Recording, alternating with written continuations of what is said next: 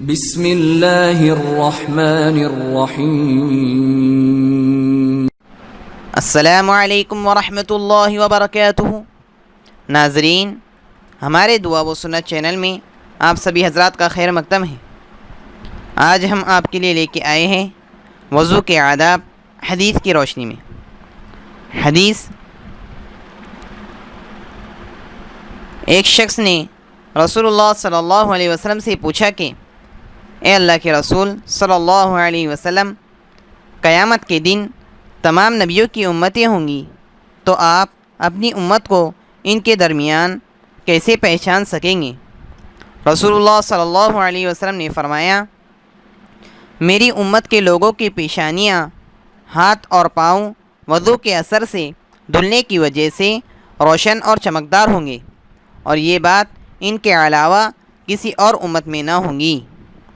آئیے ناظرین، اسی کے ساتھ ہم وضو کے آداب سیکھتے ہیں۔ وضو کے آداب: نمبر 1، اونچی جگہ بیٹھ کر وضو کرنا۔ نمبر 2، پاک جگہ بیٹھ کر وضو کرنا۔ نمبر 3، قبلے کی طرف منہ کر کر بیٹھنا۔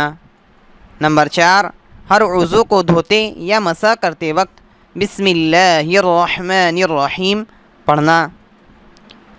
نمبر 5، وضو کے دوران دنیاوی باتیں نہ کرنا۔